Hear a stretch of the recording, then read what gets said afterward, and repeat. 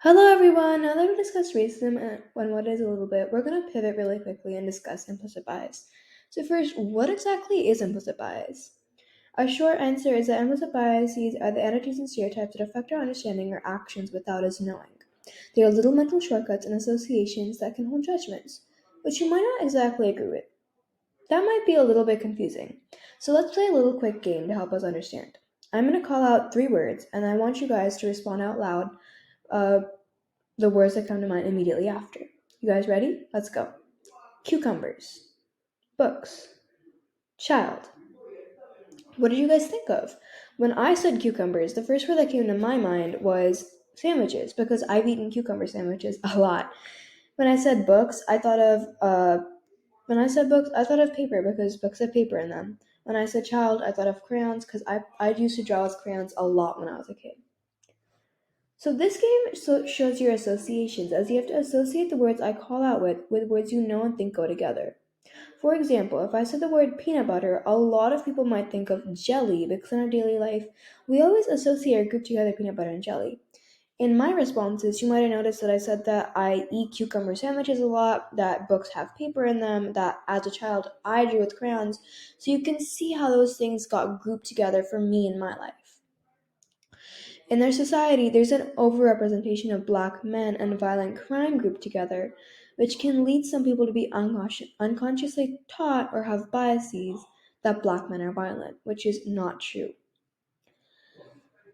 So I hope that helped you understand what implicit bias is a little bit better. If you guys want to understand it, if you guys want to explore this further, we have a great set of video links called Peanut Butter Jelly and Racism that we will link in the description below.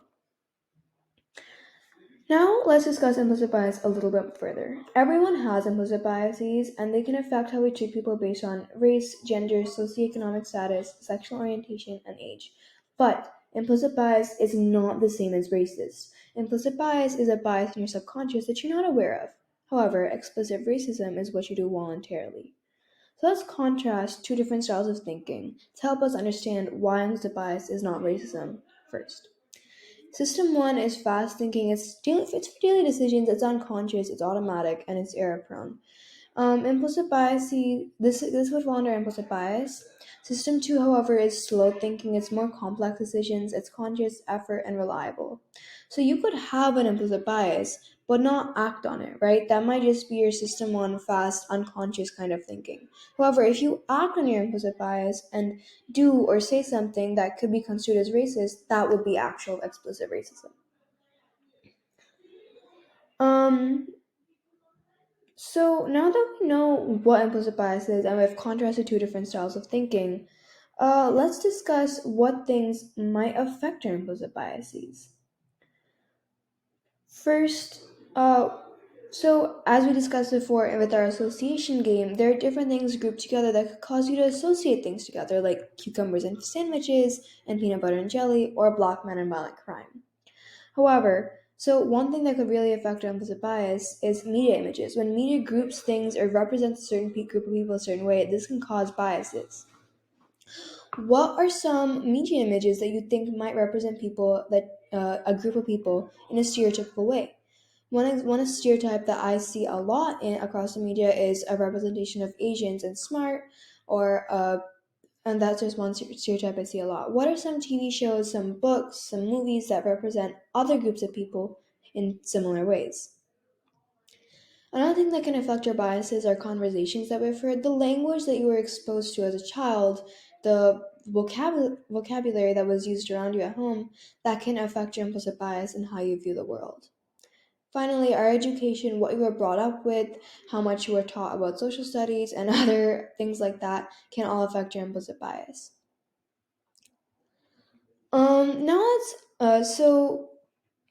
Now let's just quickly look at some discussion questions. We have a couple statements here, and we want you to go through them and decide if they seem biased or not. Um, so you feel free to pause the video here and please discuss this with the people that you're watching the video with. Okay, let's move on. One of the really hard things about implicit bias is that you have to admit that you have implicit biases because we all have them. you, me, and everyone here. To reduce those biases, we have to acknowledge that and think about them. One thing that you should try to think about is your friend groups. Who do you spend the most time with? When you go new places and meet new people, who do you feel most inherently comfortable with? Are all of your friends mostly the same race, or is your friend group really diverse? Does anyone want to share or discuss this with the people that you're watching the video with? Now, this is the hard part. We want you to think about the biases that you've noticed in yourself. Do you automatically assume things about some people? Do you feel more comfortable with others? Really quickly, let's play another association game, but with different words. First, mother, black man, Latino, Asian. What words do you think of? While we encourage you to, as always, to discuss with the people you're watching with, if you do not feel comfortable doing that, then that's okay. Remember that there's no shame in admitting that you have biases because once again, we all have them. It's incredibly brave to admit that you have a bias because you are now aware of it and can make sure not to act on them. That is one of the most important things to do when combating biases, admitting that you have them and working towards fixing them.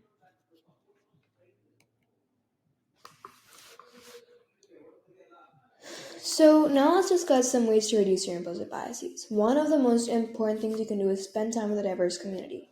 Even though the world around you might be telling you things about how this group of people are like this and how that group of people are like this, if you immerse yourself with a diverse community, you can see firsthand how those things are not actually true because you can't really make generalizations about an entire group of people. Being aware of people who challenge assumptions that fuel our biases is another way to reduce bias. For example, male nurses, elderly athletes, or female scientists can all decrease implicit biases. But finally, another thing that's really important is to consider contrasting viewpoints and recognize multiple perspectives that can reduce automatic implicit bias. So let's discuss what that means, right? So what that means is that you need to discuss issues and recognize that not all viewpoints are the same. One of the great things about this workshop and with you discussing these issues with the people around you is that you're being forced to consider contrasting viewpoints and recognize that there are other perspectives out there than just your own. So great job being here today might reduce some of your implicit bias because you're able to discuss these things. It's always very important to discuss issues like this and to acknowledge that everyone has their own viewpoint. It's also important to understand your bias, as we said it before. Just think this, just understand what your own bias is, and try to combat it within yourself. Sorry. Um. So next we're gonna just look at a scenario really quick of African American students get suspended often because of their hair, which could be braided or in afros. Um, and get told to go home and straighten it because it looks, according to enforcement people, right, that it's messy or unneat. Do you guys think that this is fair? That like natural hair should be forced to be straightened, which can severely damage hair, or do you think it's fair? Do you guys think that this is an okay thing to do? Pause the video here and discuss it with the people that you're watching with. A quote from DeAndre Arnold, a Texas student suspended because of his dreadlocks, reads, "My hair has nothing to do with my excellence, as we say in Barbers Hill. How smart I am, what job I'm going to get. My hair doesn't determine that. I determine that for my character." Thank you guys so much for visiting our Let's Talk Race series and watching our fourth video. We really hope you enjoy this video. And we'll see you in the next one. Thank you.